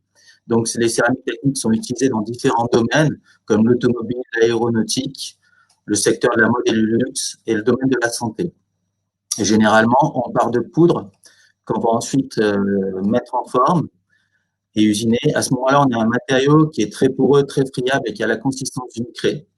Et ensuite, on va le cuire à haute température, en dessous de la température de fusion, pour pouvoir le densifier et avoir les bonnes propriétés d'usage, mécaniques, esthétiques ou autres. Et ce procédé de cuisson est long et dure généralement 8 à 15 heures, puisqu'il est réalisé dans des fours conventionnels, des fours résistifs. Alors, pour changer de slide, du coup, la petite flèche en bas. À côté du chat, 1/8, par exemple. Ça, tu vois. Je peux passer la slide. Ouais, c'est bon. Oula. Voilà, c'est bon. Donc, la société OptiWave repose sur un savoir-faire unique en lien avec le contrôle des microstructures par la maîtrise des paramètres de cuisson rapide, puisqu'au départ, moi, j'ai été recruté, enfin, je suis enseignant-chercheur à l'école des mines de Saint-Étienne, et depuis 2008, j'ai initié et développé un axe de recherche sur la sintérisation, le frittage, la densification rapide des céramiques par micro-ondes. Donc, j'ai commencé à développer cet axe de recherche avec un four micro-ondes bien différent du micro-ondes que vous avez dans vos cuisines, un four de 200 kg. Les premiers travaux ont consisté à développer une instrumentation pour pouvoir étudier les mécanismes de diffusion de matière et voir si on a les mêmes mécanismes ou pas que lors d'une cuisson conventionnelle. Et au cours de ces travaux de recherche, cette décennie de recherche, j'ai pu rencontrer un prothésiste dentaire et c'est là qu'on s'est posé la question de l'intérêt de notre système pour la cuisson des prothèses dentaires. Pourquoi? En fait, si on regarde le cycle de fabrication d'une prothèse, il y a une dizaine d'étapes. Dans toute cette chaîne, c'est l'étape de cuisson qui se fait dans un four résistif, qui est l'étape limitante, qui va durer 8 à 15 heures, et qui impose un délai de livraison de la prothèse au praticien, au dentiste, au chirurgien dentiste, d'une semaine. En fonction du type de matière que le prothésiste utilise, il peut pas les cuire en même temps, dans le même four. Donc, les fours ne sont pas toujours pleins et ils disposent d'aucune marge de manœuvre en cas de mauvaise cuisson. De plus, cette chaîne est en train de se raccourcir, notamment sur la partie amont, avec l'apparition du scan intraoral qui est en train de venir remplacer la solution qu'on connaît tous, où on met une pâte en bouche. Donc, on obtient avec ce scan intraoral directement un fichier numérique qui peut favoriser la fabrication dans les pays low cost, puisqu'avec un simple mail, c'est tout à fait facile d'envoyer donc cette empreinte à l'autre bout du monde. Et il faut savoir qu'actuellement, il y a plus de 30% des prothèses qui sont posées par des praticiens en France, qui sont fabriquées dans des pays low cost. Pourquoi, en fait, ce système de cuisson conventionnel est si long? En fait, vous avez déjà la réponse. Une fois, vous avez dû cuire votre gâteau trop vite dans votre four et vous obtenez une croûte brûlée, l'intérieur qui n'est pas cuit. Avec un four conventionnel, si on va trop vite, c'est exactement la même chose. On va avoir des différences de température entre la surface et l'intérieur de la pièce. Et donc, au niveau du matériau, on va avoir des fissures, des casses de pièces et des différences de densité. Donc, c'est pour ça qu'il faut laisser le temps à la céramique et que ce traitement thermique dans un four classique va durer 8 à 15 heures. Avec la solution qu'on a développée, la solution par micro-ondes, c'est complètement différent. C'est le matériau lui-même qui réagit. On a un chauffage volumique, une cuisson à cœur et on peut cuire une céramique dentaire comme la zircone en l'occurrence, en 1 heure à 1h30. Donc, après avoir fait une étude de marché pour valider l'intérêt économique de notre solution, donc on a créé OptiWave en avril 2018. Donc, la société OptiWave, vraiment une société qui est basée sur l'utilisation des micro-ondes à haute température pour cuire plus rapidement des céramiques. Le premier marché d'application, comme vous l'avez compris, est le marché de la dentisterie. Et donc, on apporte une triple innovation, une innovation technologique en apportant de la flexibilité aux prothésistes, une innovation de process, puisque ce gain de temps qu'on donne aux prothésistes peut se répercuter sur l'ensemble de la chaîne de valeur, et une innovation sociétale, puisque ça peut favoriser la démocratisation des prothèses dentaires et surtout la fabrication française de ces prothèses. Donc, cela est sous-tendu par une diminution du temps de cuisson, comme vous l'avez compris, d'un facteur 6 à 10, une baisse de la consommation et d'énergie qui est proportionnelle au temps économisé, et une amélioration de la qualité des prothèses, puisqu'on a une température qui est homogène sur l'ensemble de la pièce avec un cycle réduit en temps. Depuis la création d'OptiWave, on a travaillé pour industrialiser notre four et passer donc d'un stade de TRL 3 à actuellement un TRL 9, puisqu'au moment de la création, donc on a fait les premiers tests, même en antécréation, dans le four de l'école des mines, le fameux four micro-ondes de 200 kg. Donc qui est pas du tout facile d'utilisation et qui correspond pas aux attentes des prothésistes. Donc l'effort qu'on a fait, c'est de miniaturiser le four et bien sûr que ce four soit facile d'utilisation et qui réponde aux attentes du prothésiste. Donc on est passé d'abord par un banc de test en janvier 2019, puis ensuite en mars au printemps 2019, donc à un four de 70 kg qu'on a pu présenter à un gros salon dentaire, le salon IDS qui a lieu tous les 2 ans à Cologne, qui est vraiment le rendez-vous de la dentisterie. Plus de 160 000 professionnels de la dentisterie. Et à partir du mois d'octobre, donc, on a figé notre version, qui est maintenant la version commercialisable, un four de 45 kg. Et on lance maintenant la commercialisation après une phase de bêta-test qui a eu lieu sur la fin d'année et le début de cette année 2020. Pour assurer cette montée en TRL, on a été obligé de faire appel à différents développements autour des thématiques matériaux, électroniques, numériques et mécaniques. Et un certain nombre de ces compétences, notamment la partie électronique et numérique, ce ne sont pas des compétences en interne OptiWave. Donc, c'est dans ce cadre-là qu'on s'est tourné vers le EasyTech. La démarche qu'on a suivie, c'est d'abord, on a eu un rendez-vous conseil avec donc des spécialistes du numérique qui nous a permis de créer des contacts dans ce domaine que moi, je ne connaissais pas, le domaine du numérique. Et puis, bien sûr, au cours de ce rendez-vous conseil et des échanges qu'on a pu avoir par la suite, ça a permis de challenger et faire pivoter notre projet pour voir ce qui était faisable par rapport à l'idée de base qu'on avait du développement de notre four. Suite à ce rendez-vous conseil, on a été mis en contact avec un laboratoire de recherche et on a échangé pendant 4 à 6 mois avec ce laboratoire de recherche pour affiner notre projet et ensuite le présenter au comité de labellisation EasyTech. Et à la suite de ce comité, dans le mois suivant, on a pu commencer le programme EasyTech. Alors, dans notre cas, très concrètement, qu'est-ce que EasyTech nous a apporté? On a pu avoir donc un ingénieur de recherche, un enseignant-chercheur à nos côtés du domaine de l'électronique pour nous aider à réaliser ce démonstrateur. Et ils ont assuré un rôle d'interlocuteur avec nos différents partenaires matériels, logiciels. Ils ont veillé aussi à la bonne articulation des briques numériques de notre four. Je pense à la partie interface machine et aussi avec la partie carte contrôle commande de notre four. Et aussi, le troisième rôle qu'ils ont joué, c'est les cycles thermiques que nous, on a déterminés et qui sont spécifiques pour avoir une cuisson homogène en fonction du type de matériau. Ils ont transformé tout ça en programme informatique.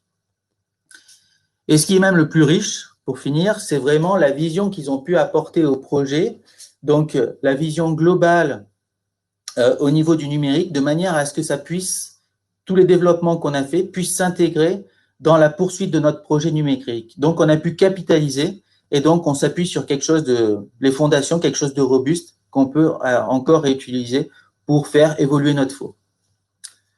Voilà. Merci pour votre attention. Pour ce témoignage. Merci. Tu as collaboré avec quel laboratoire, si tu peux le citer? Avec l'École des Mines. Voilà, parfait, merci. Et on avait une petite question, c'était de savoir est-ce que ce nouveau concept de four permettait d'éviter des cassures ou des fêlures sur les prothèses dentaires? Oui, tout à fait, puisqu'en fait, comme le chauffage est plus homogène dans le matériau, puisqu'on va chauffer, c'est un chauffage volumique, on évite donc l'apparition des fissures et des problèmes de contraintes mécaniques dans le matériau. D'accord. Écoute, merci beaucoup. Je ne sais pas s'il y avait d'autres questions, c'est quelques minutes. En business développement, quel a été l'accueil? Ah oui, du coup, au niveau, j'imagine que c'est l'accueil des professionnels par rapport à ton produit. Alors, le four plaît énormément, puisqu'en fait, tous les prothésistes veulent gagner du temps, puisque pour plusieurs raisons. La première, c'est que voilà, ils travaillent, ils ont une semaine bien remplie et ils disposent d'aucune marge de manœuvre en cas de mauvaise cuisson, puisque la cuisson, c'est toujours le révélateur de l'histoire du matériau. S'il y a eu un problème en amont au niveau de la poudre, au niveau de la mise en forme, au niveau de l'usinage, ça va casser au niveau de la cuisson, au niveau de la densification.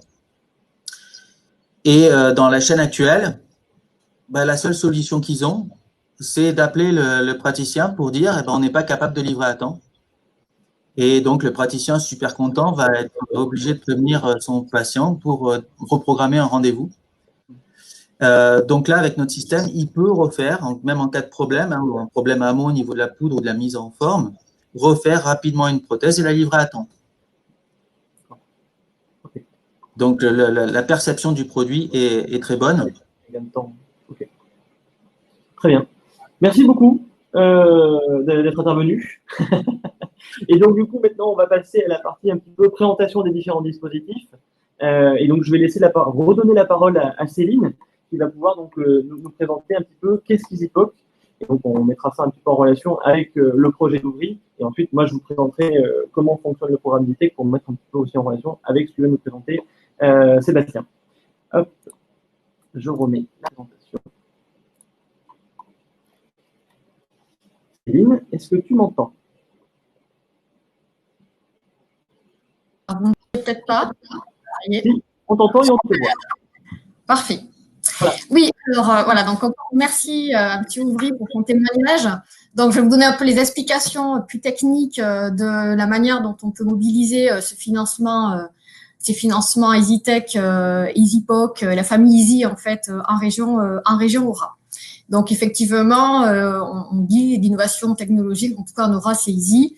Il y a toute une famille de financement, en tout cas au niveau laboratoire, qui est assez performant pour un laboratoire, vite pouvoir transférer, vite pouvoir aider une entreprise, lui transférer de la technologie, des résultats, l'utilisation de nos plateformes.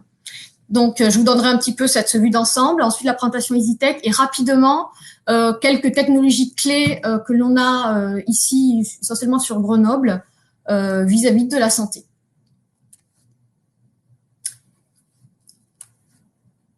Alors, donc, voilà les dispositifs qu'on appelle famille Easy, EasyPOC et EasyTech. Donc, on a vu 2 témoignages sur ces 2 dispositifs. Damien, après ma présentation, présentera EasyTech et EasyIndus. En fait, l'idée là, vous voyez, sur l'échelle des TRL, donc la maturité des technologies utilisées dans l'aéronautique ou le spatial, en fait, à partir du moment où on est en TRL 8-9, on peut vendre le produit, il est qualifié pour le spatial, aéronautique ou pour d'autres types d'applications. En général, la montée en TRL peut être assez longue, suivant le niveau de technologie, la maturité donc de la technologie. Mais là, il s'est trouvé que avec l'innovation et le masque au COV, avec ce qui est ouvert, la montée en TRL a été fulgurante en 2 mois liée à la crise du Covid. Néanmoins, plus on est finalement bas en TRL, c'est-à-dire preuve de concept, une maturité de technologie pas encore prouvée, on va dire, sur le marché, on prend plus de risques sur la technologie. Donc là, l'idée d'EasyPOC ici, c'est de financer largement le laboratoire, c'est-à-dire que le laboratoire est financé à 100% par la région, à partir du moment où elle coopère avec une PME de la région. Et ensuite, l'idée, c'est d'avoir aussi des dispositifs pour que finalement, cette idée, cette technologie puisse maturer et être accompagnée aussi jusqu'au produit par les dispositifs EasyTech et EasyIndus dont Damien va vous parler. Donc, sur EasyPOC, comment ça fonctionne? Alors, donc, EasyPOC, finalement, c'est un financement de la région qui finance le CEA. C'est le CEA qui est opérateur. Et dans la mesure, finalement, il finance le CEA pour que le CEA puisse aider, en fait, une entreprise à intégrer une nouvelle technologie ou l'aider dans son projet d'innovation. Donc, sont éligibles toutes les entreprises de Aura. Donc, il faut avoir une implantation en région Aura. Et pour les entreprises inférieures à 2000 personnes, au sens communautaire, pour tout type d'activité.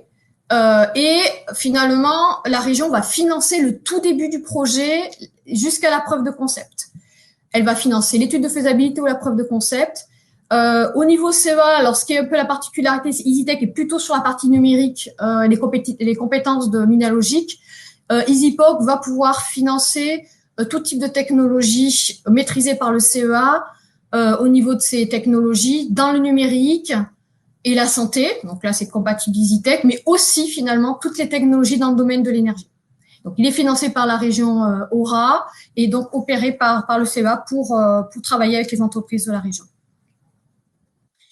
Alors, c'est assez rapide. Donc, du coup, ça nous a permis aussi bon, là, c'était exceptionnel par rapport au Covid, mais c'était aussi rapide. Et puis, la société ouvrière a répondu très, très vite à notre situation. On dit, voilà, on a ce projet-là. On connaissait déjà la société ouvrière. Ça nous paraissait le meilleur acteur pour pouvoir prendre ce POC.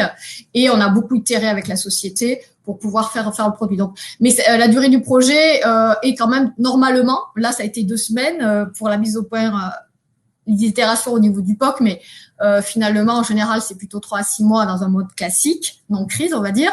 La sélection des projets se fait au fil de l'eau. Donc, finalement, un projet, à partir de l'idée entre la PME et le laboratoire CEA, ça peut se lancer en moins d'1 mois, puisque finalement, l'argent est déjà voté par la région. Donc, on peut vraiment mobiliser ce financement très vite. Et donc, et tout est assuré par le CEA. Donc, 100% des dépenses du laboratoire sont financées pour financer soit une étude de faisabilité, c'est-à-dire une étude papier, on va valider la faisabilité d'une idée sur est-ce que dans mon environnement, je peux utiliser telle technologie, etc. Voire faire une réalisation en laboratoire, ça reste quand même, on va dire, un un POC, une matérialisation soit hardware d'un objet, soit logiciel, mais qui reste encore à laboratoire et qui restera encore à maturer pour valider sa faisabilité industrielle à la suite, mais au moins on lève les doutes technologiques. Voilà, donc quelques exemples. Donc je vais pas reparler du masque Ouvry puisque Ludovic Ouvry en a parlé très très bien de ce masque réutilisable. Simplement, effectivement, le CEA a fermé le 15 mars, a réouvert le 16 mars par l'impulsion de certaines personnes pour développer ce masque. 15 jours après, nous avons contacté la société Ouvry et on a coopéré ensemble pour la mise au point et l'industrialisation après de ce masque qui aujourd'hui est donc vendu et donc un vrai succès commercial. Donc pour nous, on a utilisé nos plateformes d'impression 3D au départ pour mettre au point le dispositif rapidement. Et on a aussi utilisé notre plateforme PNS, donc nanosécurité, pour un banc qui a permis, en fait, on a fait beaucoup de tests. Il y a 300 textiles qui ont été testés auprès de 25 fournisseurs. Et donc, on a privilégié, comme l'a dit très bien Ludovic Ouvry, on va dire des fournisseurs et des sous-traitants rhône-alpins. Donc, c'est vrai qu'on avait un écosystème assez fort côté CEA dans ce domaine. Et Ludovic Ouvry avait la société avait la même vision que nous. C'est vrai que là, on s'est bien rejoint et on a utilisé nos plateformes nanosécurité pour tester beaucoup de textiles, la forme pour entrer dans les clous de la réglementation. Après, 2 autres exemples rapidement, sont pas dans le domaine de la santé, donc je peux citer. Donc, en fait, les premiers projets, on a à peu près une dizaine déjà identifiés depuis janvier, donc plutôt du succès. Donc là, c'est la Gazelle, c'est un Haute-Loire. C'est une société qui vend des solutions en fait solaires pour le marché africain essentiellement. Et là, nous allons, grâce à nos plateformes en Chambéry, qui travaillent sur le solaire et les batteries, travailler conseiller la Gazelle à trouver des solutions pour rendre plus durable finalement les produits qu'ils vont vendre, pour faire une deuxième vie auprès de certains produits. Je ne vais pas donner plus de détails pour le moment. Nous avons travaillé aussi, nous démarrons aussi un projet avec la société, c'est une PME de Haute-Savoie, Alliance Concept. Donc là, c'est plutôt une diversification d'activités pour Alliance Concept qui vend des machines pour la microélectronique. Là, l'idée, c'est de valider leurs machines, leurs produits pour le domaine photovoltaïque et notamment une technologie qu'on connaît bien, qu'on maîtrise bien nous au CEA et notamment à Chambéry, sur le peroxyde, qui permet de gagner plusieurs points de rendement au niveau photovoltaïque. Donc pour nous, on sait que ça va être c'est des enjeux commerciaux très très forts, une forte production dans les années à venir. Et donc on va travailler avec la Concept pour qu'ils puissent diversifier leurs machines et pouvoir aussi fabriquer des machines pour le domaine du photovoltaïque. Donc voilà pour les exemples. Là, je vais parler plutôt santé et technologie pour la santé rapidement. Alors, au niveau de la médecine du futur pour le CEA, en fait, il n'y a pas rien de révolutionnaire, hein, mais on travaille dans cette mouvance du dispositif médical proche du patient, qui permet de faire du diagnostic rapide, autonome, in situ, et qui puisse être partagé avec finalement l'entourage du patient. Donc là, c'est vraiment ce qui nous guide dans nos développements technologiques. Donc, je vais vous donner quelques exemples de plateformes. Alors là, c'est une première plateforme qui est à Grenoble, qui est une plateforme plutôt clinique, qui s'appelle Clinatech, où là, on développe. Alors là, c'est des équipes très pluridisciplinaires, donc des ingénieurs du CEA, on va avoir des médecins, on travaille avec le CHU notamment, de Grenoble. Là, on va développer des solutions de traitement, diagnostic et d'investigation pour le cancer, mais aussi pour le handicap. Et là, je sais pas si vous avez entendu parler de ça a été un gros buzz, je pense, en début d'année ou fin d'année dernière, je sais plus, où on a développé en fait une neuroprothèse. Donc la personne que vous voyez ici, c'est un tétraplégique. Et donc là, il a une prothèse juste posée sur le cerveau, sous le crâne. Et grâce à l'éducation, puis de l'intelligence et de la connexion avec un exosquelette ici pour ses bras et ses jambes, il a pu retrouver de la mobilité. Donc ça a été c'était un projet très très intéressant. Donc on travaille sur ce type de projet par exemple. Donc la technologie, c'est vraiment l'intégration, l'autonomie de prothèses sous le crâne et la connexion avec un exosquelette pour mouvoir la personne. D'autres exemples, on a une plateforme aussi de nanobiotechnologie sur Grenoble aussi, qui développe des solutions de dispositifs médicaux. On va dire, on va faire tout ce qui est échantillon, préparation, donc tout ce qui est microfluidique, je maîtrise beaucoup, fonctionnalisation des substrats, microfluidique, microsystèmes, système de détection biologique, etc. Voilà, donc en fait, à la fois on a les briques de base, on va dire capteurs, et ensuite on intègre ça avec de l'électronique basse consommation, souvent parce que c'est de l'embarqué, du traitement d'intelligence artificielle pour créer des systèmes cyberphysiques. Donc je vais vous donner 2 exemples. D'ailleurs, je crois que certains d'entre eux, Damien, tu pourras le dire, mais a dû bénéficier aussi de EasyTech. Donc, on a la société qui est une start-up du CEA Avalin, qui a développé une solution de laboratoire dans la poche, avec une expérimentation, par exemple, à une EHPAD dans la Creuse actuellement, où finalement le laboratoire d'analyse déporte finalement ces mesures in situ. Donc, l'infirmière a ce dispositif, pique le doigt du patient et à la mesure tout de suite de son, par exemple, taux de coagulation ou glycémie. Là, c'est pour la partie Avalin. Pour Diabeloop, là, c'est une solution complète avec la pompe, le capteur et l'intelligence artificielle dans le téléphone pour finalement que les diabétiques n'aient plus à réfléchir à leur souci donc de diabète, avoir une vie presque normale. Ils intègrent quelques informations de la façon dont ils vivent dans le téléphone et tout est géré par le capteur et la pompe. Donc ça, c'est Diabeloop. Alors, je voulais quand même donner un petit peu une vue plus perspective sur des technologies qu'on développe au CEA et notamment, je pense que ça peut intéresser peut-être vous en tant qu'entreprise pour les dispositifs médicaux. En fait, on travaille sur des thématiques techniques liées à on va dire, on appelle ça l'électronique structurelle. C'est la possibilité d'intégrer en tout cas d'électronique dans une surface souple. Pour pouvoir faire de la mesure, par exemple, il y a différents types d'applications. Donc, toujours pareil que ce que je vous disais au début de la présentation du CEA, on développe des briques génériques qui après peuvent être personnalisées suivant le type d'application. Ce qui est intéressant, en tout cas, nous, côté CEA à Grenoble, c'est qu'on maîtrise à la fois ici le microcontrôleur, les puces de calcul, par exemple, le capteur même en silicium qui peut être aminci, donc après souple, mais aussi l'électronique imprimée. On fait de l'électronique imprimée. Donc, on fait des micro-batteries également et on travaille aussi sur les packaging souples ou biocompatibles. Donc, on est capable, en fait, de créer un système complet, souple, voire élastique, par exemple, pour ce type d'application, dans le sport ou la santé. Donc, quelques exemples.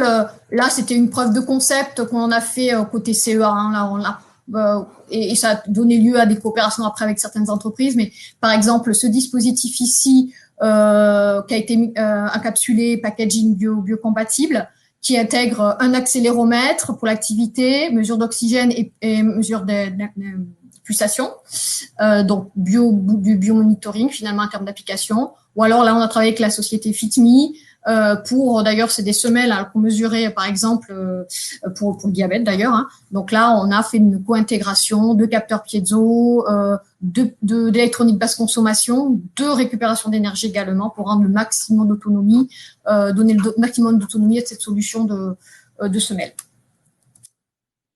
Voilà, donc en conclusion de ma présentation,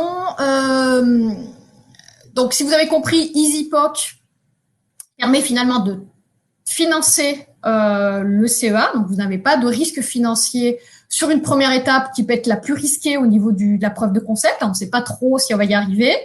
Vous êtes un aura, vous avez un projet d'innovation, vous avez besoin d'un des laboratoires du CEA pour une idée que vous avez. Le CEA peut vous aider sur la partie conception design, sur la sélection des capteurs, d'actionneurs par exemple, sur de l'électronique, microélectronique, nanotechnologie, les choix des composants par exemple. Il faut que ce soit quand même ça innovant, hein, comme et vous ayez vraiment besoin du CA pour cela. On peut vous aider sur l'électronique imprimée également, l'impression 3D, on l'a fait d'ailleurs avec le masque Ouvry. On peut aider sur des tests, ce qu'on a fait aussi sur les filtres, tester des dispositifs, voir sur le logiciel ou le fait d'embarquer de l'intelligence artificielle. Donc voilà, vous avez une puissance technologique assez forte côté CEA et le dispositif de financement qui va avec. N'hésitez pas à me solliciter. Voilà. Merci Céline. Du coup, on a deux petites questions, donc est-ce que tu peux y répondre rapidement parce que Oui. le temps file et on n'est pas en retard, mais ça va pas tarder. D'accord. La première, c'était quid de l'API avec le CEA, ça peut être intéressant d'y répondre. Et la deuxième, c'était, je pense, un petit point d'éclaircissement sur le financement de l'étude de faisabilité, donc 100% des dépenses côté labo, et poser un peu, est-ce que c'est uniquement sur la partie hardware? Tu as répondu non, c'est pas que uniquement sur la partie hardware. Est-ce que l'aide est plafonnée? Est-ce qu'il y a un financement côté entreprise? Voilà. Bon, tu as répondu en partie, mais voilà. Rapidement, c'est que le CEA qui est financé. Il n'y a pas de montant pour entreprise, c'est comme pour EasyTech. Oui, c'est enfin, en général, on finance une étude de faisabilité. Il faut que ça reste dans des enveloppes autour de, en moyenne, l'étude de faisabilité autour de 30 à 50 000 euros pour les ordres de grandeur. Pour le concept, jusqu'à 5 000 euros. Cette mobilisation d'argent qu'on peut mobiliser, ça peut couvrir toutes les technologies, mais sur Rhône-Alpes, les labos de Rhône-Alpes. Sur la propriété intellectuelle, effectivement, sur cette phase-là, comme c'est quelque part une prestation d'étude de faisabilité ou de mise à disposition d'un POC pour l'entreprise pour qu'elle teste la technologie, elle ne prend pas de risque, elle ne finance pas. Donc, on va lui mettre à disposition les résultats de l'étude de faisabilité, les résultats du test, de preuve de concept. Et c'est à la suite, finalement, de ce projet qu'elle va pouvoir bénéficier d'un programme de R&D pour suivre et potentiellement d'un transfert de connaissances à travers une licence. Hein. Donc, nous, on reste toujours propriétaire de notre propriété intellectuelle. C'est très bien fait avec eux. Oui, on a un contrat de licence avec eux. On se met d'accord, en fait, sur cette mise à disposition de la connaissance à travers un contrat de licence, tout simplement. Il y a une dernière question, c'est est-ce que ce dispositif peut s'inscrire aussi dans le CIR? Alors, je vais répondre non, puisqu'en fait, vous ne sortez pas d'argent, c'est un financement. Non, voilà, exactement. Vous avez un laboratoire sur votre projet, donc il n'y a pas de que ça qui travaille. Donc, par contre, vous, si vous travaillez, voilà, votre partie, vous, elle est éligible au CIR, par contre. Voilà, des dépenses personnelles ou développement, si vous travaillez sur ce sujet-là. Voilà. Très bien, merci Céline. Merci.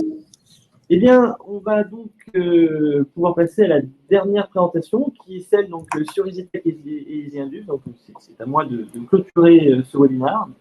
Donc, rapidement, je vais prendre déjà dans un premier temps un peu EasyTech et ensuite EasyIndus, qui est assez récent. EasyTech, c'est un programme qui a été développé dans le cadre de l'IRT Nanoelec. C'est ceux qui ont créé le programme à la base, qui est fortement soutenu par la région Auvergne-Rhône-Alpes et différentes collectivités au niveau local. Que ce soit Saint-Étienne Métropole, que ce soit la métropole de Grenoble, Clermont, Auvergne Métropole, Valence, Romans Agglo, Annemasse, Thonon et le Pays Voironnais. On élargit petit à petit le pool de collectivités partenaires. Et ce dispositif est piloté par Minalogic. Voilà, sur les technologies donc, du numérique. Alors, créé en 2012, on est à peu près à un peu plus de 200 contrats signés en 2019. C'est important de le dire parce que c'est un programme qui est sur la durée, et c'est important, qui a été dans le cadre de l'IRT, soutenu par la région, et maintenant qui grâce à ces deux partenaires, arrive à diffuser et à travailler avec plusieurs laboratoires. Le but du programme, c'est vraiment déjà d'adresser les PME et les startups, PME au sens européen, moins de 250 personnes, qui souhaitent développer un nouveau produit ou faire évoluer un produit existant, développer un nouveau service, voire des nouveaux procédés. C'est grâce à du transfert de technologie ou de compétences en technologie, mais vraiment dans le domaine du numérique. C'est là où il y a une petite différence aussi avec EasyTech, où il y a vraiment l'aspect matériaux et énergie, puisque c'est des compétences du CEA. Dans le cadre de l'EasyTech, on est vraiment sur l'aspect numérique et les 3 ou 4 DAS qu'on a pu voir tout à l'heure par la présentation d'Avenir, la photonique, l'optique, les contenus usage, la micro-nanoélectronique et le logiciel. Il faut collaborer avec un laboratoire, un centre de compétences ou une école d'ingénieurs qui est basée en Auvergne-Rhône-Alpes. Comme je l'ai dit, 4 thématiques. Ces 4 thématiques, il faut que les développements technologiques soient sur ces 4 thématiques pour que le projet soit éligible dans le cadre du programme.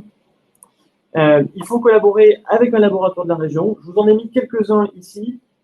C'est pas exhaustif. Voilà. Si vous avez une collaboration dans le domaine du numérique avec un autre laboratoire, on regardera et on pourra peut-être accompagner le projet et le cofinancer. Les laboratoires que j'ai mis ici sont ceux avec qui on a déjà pu intervenir financièrement sur des projets d'entreprise avec ces laboratoires-là. Donc, voilà, non exhaustif. Les critères d'éligibilité, il faut être une PME en Auvergne-Rhône-Alpes, donc au sens européen, je le dis. Pas de double financement sur l'assiette qui est présentée. Donc, il peut y avoir un financement sur le projet, mais l'assiette qui est présentée, finalement, le devis du laboratoire, il ne faut pas qu'il y ait un double financement public. Ça peut être un prêt bancaire, ça peut être des fonds propres, bien entendu, mais pas de financement public sur cette partie-là. Et ce qu'on demande, c'est 1 euro de financement, 1 euro de fonds propres. Donc, sur un projet, je veux dire, de 50 000 euros, il faudrait, si on peut intervenir à hauteur de 50%, donc 25 000 euros, il faudrait 25 000 euros de fonds propres. On a créé 3 offres en fait dans le cadre de ce programme qu'on jugeait qui correspondaient à 3 phases un petit peu de la développement d'un produit ou d'une idée. Des offres de créativité sur lesquelles on peut intervenir à hauteur de 50% sur une assiette de 15 000, donc à hauteur de 7 500 euros. Le but étant de pouvoir, par différents rendez-vous avec des laboratoires ou avec des écoles d'ingénieurs ou avec différents prestataires au niveau académique, de pouvoir travailler un petit peu sur, par rapport à votre savoir-faire, qu'est-ce que vous pourriez intégrer comme brique numérique pour développer un produit, pour l'améliorer ou pour avoir un nouveau service. Dans cette partie un peu créativité, on organise des rendez-vous conseils. Sébastien en a parlé tout à l'heure et j'y reviendrai un petit peu plus tard. Qui vous permet, c'est gratuit, ça vous permet d'échanger déjà, d'avoir un premier niveau d'échange avec différents experts. Donc ça, c'est la partie créativité. La partie expertise, le but principal de cette partie expertise, c'est vous avez une idée, vous avez finalement un cahier des charges qui est fonctionnel. Vous voulez que le dispositif fasse telle fonction et telle fonction, mais votre savoir-faire n'est pas forcément dans le domaine de l'électronique ou du logiciel, et il faut transformer ce cahier des charges fonctionnel en cahier des charges techniques. Pour que vous puissiez ensuite peut-être aller consulter des bureaux d'études ou des entreprises privées pour qu'ils vous développent le produit ou le service. Ou si on se rend compte que dans ce cahier des charges, il y a des choses qui n'existent pas ou qui ne répondent pas à la fonction que vous avez demandé. On peut imaginer une tête de forage, je ne prends pas le domaine de la santé, mais qui doit aller à 300 mètres, la tête, on veut mettre un capteur de température au bout du forêt. Il n'existe pas de forêt qui peut tenir à 200 degrés et qui puisse communiquer à 200 mètres au-dessus. Voilà, donc là, peut-être qu'il y a une intervention dans le laboratoire qui va travailler avec vous sur ce projet-là et pouvoir ensuite développer donc, un démonstrateur avec cette fonction-là. Donc, expertise, cahier des charges fonctionnelles plutôt que cahier des charges techniques. Ça peut aussi être des études sur une technologie en particulier, savoir si cette technologie pourrait fonctionner dans votre cas d'usage. Donc voilà, ce sont des assiettes de l'ordre de 15 000 euros sur lesquelles on peut intervenir à hauteur de 7 500 euros. Et la dernière phase, qui est un peu la plus importante, c'est celle du développement d'un démonstrateur en partenariat avec un laboratoire ou une école d'ingénieurs. Et donc là, sur une assiette éligible de 200 000 euros, on pourra intervenir entre 40 et 50%, en fonction de où vous vous situez en région, puisque les collectivités locales participent au cofinancement de ces projets.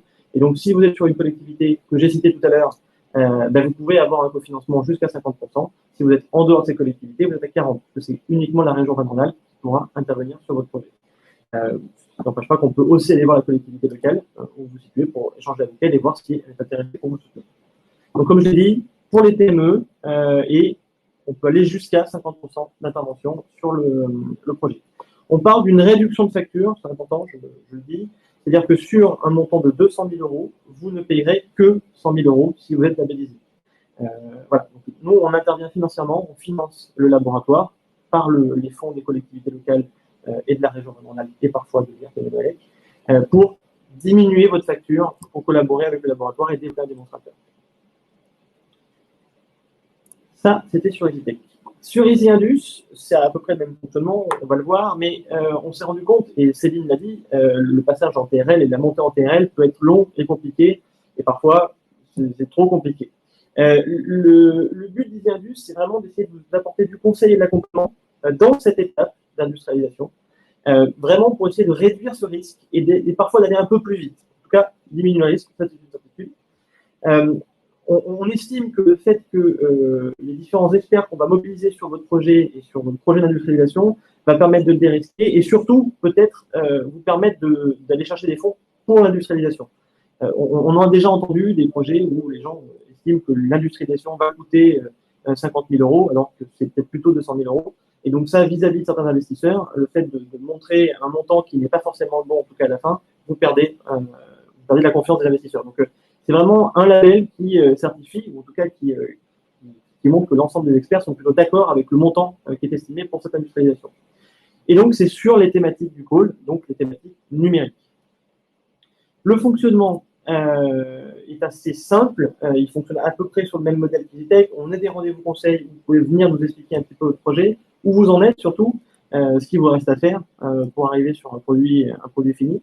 On essaiera, si vous avez des manques au niveau de certains partenaires, de pouvoir vous mettre en relation avec les différents partenaires qu'on connaît au sein du pôle. Le principal but d'EasyIndus, c'est vraiment de vous fournir une expertise. Et donc là-dessus, sur une assiette de 30 000 euros, on peut intervenir par le financement de la région Rhône-Alpes, par une prise en charge à 50%. Donc, on peut financer jusqu'à 15 000 euros d'une étude de 30 000 euros. Et c'est vraiment une étude papier, principalement. Il peut y avoir un prototype qui vous permet d'aller faire des tests, mais le concept étant plutôt de dire, vous avez votre démonstrateur, vous avez une idée, et vous voulez passer en fait de votre prototype ou votre démonstrateur à un produit fini. Vous allez devoir peut-être faire des évolutions de la carte électronique, vous allez peut-être devoir faire des préqualifs au niveau de la CEM, un ensemble de paramètres pour arriver à un produit qui peut être commercialisé. Et là-dessus, on pourra vous cofinancer cette étude papier avec un bureau d'études. Donc là, on n'est plus avec des laboratoires ou des écoles d'ingénieurs. Là, on est sur des prestataires privés. Donc, si vous avez une habitude de collaboration avec tel ou tel prestataire, vous pouvez venir avec votre prestataire. On étudiera votre cahier des charges et la réponse à ce cahier des charges par le prestataire. On demandera peut-être des modifications pour s'assurer que c'est bien une réponse claire à votre cahier des charges. Et on pourra labelliser le projet et vous pourrez commencer les travaux. On fournit également un suivi de projet, donc pendant un peu l'expertise, bien entendu, mais un tout petit peu après, le but étant de pouvoir vérifier que les livrables de votre prestataire correspondent bien à vos attentes. Et que, bien sûr, vous pouvez continuer dans l'étape d'industrialisation pour le lancement et la consultation de différentes entreprises qui pourront vous produire le produit. J'en ai parlé tout à l'heure rapidement, mais je vais refaire un point sur ces rendez-vous conseils. On les organise à peu près partout en région maintenant, surtout en ce moment avec le Covid, on est en visio. Mais historiquement sur le Lyon, Saint-Étienne, Clermont-Ferrand, Valence, Grenoble, un petit peu au niveau des Savoies également. Le but de ces rendez-vous conseils, c'est que vous venez présenter votre projet. Alors si c'est un projet R&D, il faut nous le dire, bien entendu, vous avez un template à remplir, vous nous le direz en amont. On mobilisera plutôt des laboratoires, plutôt des experts dans le domaine du marketing de l'innovation pour échanger sur votre business model, mais aussi sur les solutions technologiques qui existent et qui peuvent correspondre à votre besoin. Le rendez-vous dure 1 heure. Vous avez à peu près une dizaine d'experts et on échange avec vous en fait sur vos besoins et on essaie de tracer un plan d'action pour enclencher le projet de R&D. Si, bien sûr, vous avez envie. Voilà, donc ces rendez-vous conseils sont pour la partie R&D, mais sont maintenant bientôt sur la partie industrialisation. Donc là, on aura d'autres experts qui sont plutôt des bureaux d'études et des personnes qui sont en capacité d'industrialiser, à la fois sur la partie soft, optique photonique, micro-nanoélectronique et contenu à usage. Voilà. Voilà ce que je pouvais vous dire. En tout cas, vos contacts également sur EasyTech et sur EasyIndus. On s'est répartis au niveau des territoires. Donc, vous avez Emmanuel Patrin et moi-même sur l'Isère, la Drôme, l'Ardèche et les Savoies. Vous avez Jérôme Fraisse et Orlan Jiménez qui sont sur Lyon, qui s'occupent de Lyon et l'Ain. Et Elvire et Corinne chez nous s'occupent de la partie Saint-Étienne et la partie Auvergne. Je vais essayer de répondre maintenant aux différentes questions. Alors, soumis au minimis. C'est pas le même minimis que celui qu'on connaît, c'est-à-dire que c'est pas de l'aide directe aux entreprises, puisque nous finançons le laboratoire, c'est une aide qui est indirecte. Donc, elle n'est pas soumise aux aides de minimis classiques, mais c'est un autre de minimis sur la partie accompagnement et conseil. Donc ça, généralement, on vous le spécifie, on vous donne un papier et on vous dit que vous avez bénéficié de temps d'accompagnement. Et donc, c'est de l'accompagnement plutôt que de l'aide directe pour la partie R&D. Les universités de Grenoble et Lyon ne sont pas citées. Est-ce que leurs labos sont éligibles? Oui, sur les thématiques du pôle, donc sur les thématiques numériques, les universités de Grenoble et de Lyon sont éligibles. On a eu des projets qui étaient Grenoble INP avec l'université de Grenoble, des UMR parfois, donc ça, c'est pas un souci. Et pareil, il y a eu aussi des UMR qui sont intervenus sur des projets dans le cadre des EasyTech.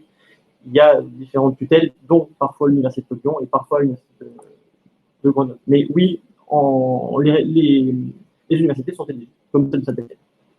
Peut-on cumuler EasyTech et EasyPOC? Oui, en fait, le concept, c'est que EasyPOC va pouvoir intervenir sur des études plus amont en termes de TRL, qui ne sont pas forcément dédiées à votre application, mais plutôt pour montrer la faisabilité.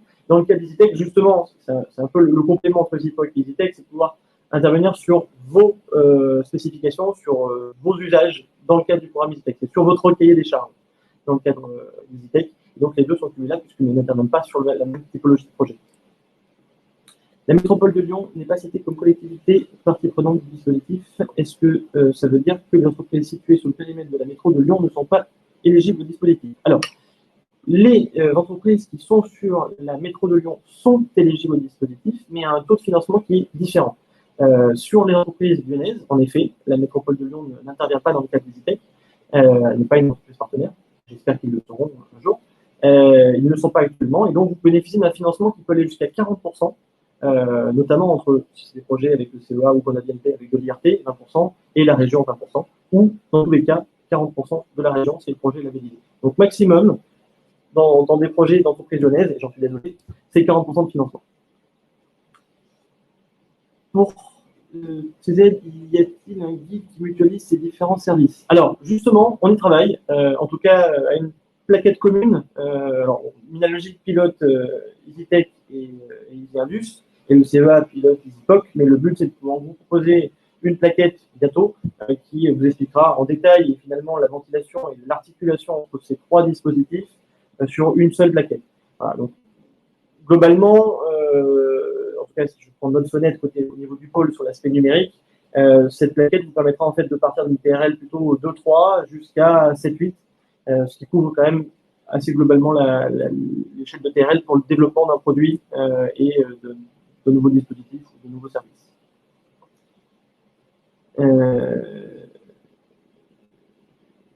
Qui s'occupe de cela à Saint-Etienne? Donc à Saint-Etienne, c'est Elvire et Corinne Pasquier qui sont notre directrice technique sur la partie optique photonique, et Elvire, le directeur de site à Saint-Etienne. Si vous avez des questions, n'hésitez pas à venir nous voir, en tout cas sur la partie EasyTech et EasyIndus, et sur EasyPoc, c'est Céline et Anne et Emmanuel Vendée. Voilà.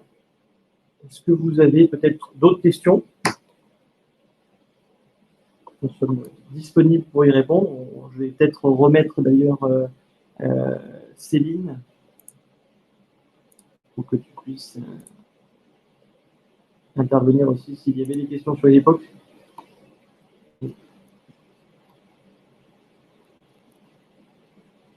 Sur EasyPoc, effectivement, vous pouvez contacter directement. Donc, des fois, j'ai des questions aussi sur EasyTech, donc je pense à l'avenir et à la personne de Minalogic en charge de votre département. Et effectivement, l'agence nous accompagne pour justement discuter avec les entreprises et voir s'il est pertinent ou pas d'ailleurs de bénéficier d'EasyPoc puis aussi après d'EasyTech et d'EasyIndus. Donc c'est aussi une porte d'entrée pour vous. Emmanuel Vendée pour le Loire-Haute-Loire, mais aussi Anne qui est représentante au niveau de la région pour EasyPoc. Si vous avez des questions, vous pouvez aussi contacter Anne Montel. Et sinon, donc directement, moi-même, je peux vous renseigner sur ce qui est possible de faire techniquement et si on peut lancer ou pas un Pour les slides, oui, on vous les enverra. On vous les enverra par mail pour les télécharger. Et y a-t-il des projets au niveau international? Alors, si vous êtes une entreprise basée en région Auvergne-Rhône-Alpes et que vous rayonnez au niveau international, oui, vous êtes éligible. Par contre, si vous n'êtes pas basé en région, non. Il faut être implanté en région Auvergne-Rhône-Alpes, puisque les trois programmes sont plutôt des programmes régionaux. Dans certains cas, on peut intervenir sur des sociétés qui sont en dehors de la région. Donc, si vous avez un projet, n'hésitez pas à venir nous en parler. Il y a aussi d'autres guichets au niveau du pôle, bien entendu, qui peut financer des projets d'entreprise et des consortiums avec différentes entreprises qui ne sont pas forcément toutes en région. Donc, n'hésitez pas à nous contacter. Merci. Merci à tous. Merci Céline. Merci Emmanuel. Merci à M. Ouvry et à Sébastien. Merci à William du pôle des technologies médicales également d'avoir participé à ce webinaire. J'espère qu'il vous a intéressé. Si vous avez des projets, surtout n'hésitez pas à nous contacter. Travaillez-vous aussi avec le cluster médical? Oui, globalement, en tout cas au niveau je crois que c'est le CEA également, mais Minalogic également, et l'agence aussi a des relations avec Medical, qui est plutôt sur la partie 0. Mais oui, on collabore aussi avec eux. Nous avons beaucoup d'adhérents communs, en fait, c'est comme ça aussi qu'on le voit. ce soit avec le PTM, avec Medical, c'est-à-dire qui sont intégrateurs de briques technologiques, qui sont dans le domaine de la santé, ils viennent plutôt côté du pôle pour l'aspect technologique, mais bien sûr sur l'aspect marché, mise en relation et connaissance de leur écosystème, on est plutôt, comme l'a dit Elvire tout à l'heure, nous, on diffuse plutôt sur les marchés, on ne représente pas un marché en particulier. Merci à tous. Écoutez, je vous propose, on a pris un tout petit peu plus on a pris un peu de retard, mais en tout cas, je vous remercie de votre présence aujourd'hui. Merci à l'ensemble des partenaires d'avoir organisé ce webinaire. Et puis, on se donne bientôt rendez-vous peut-être pour un webinaire, mais plutôt centré sur l'aspect agri-agro. On vous communiquera. Juste Damien, un petit rappel pour on fait aussi une visite de notre site d'innovation Whitespot, d'ailleurs qui a été utilisé pour le projet Ouvry. C'est un centre d'innovation ouverte qui est ouvert en janvier, donc le 10 juillet. On fait une visite voilà, vous pouvez vous connecter et vous êtes comme si vous étiez dans le bâtiment et vous pouvez visiter les démonstrateurs du showroom du CEA à Grenoble. Bon. Parfait. N'hésitez pas si ça vous intéresse. Merci à tous. Je vous souhaite une bonne journée et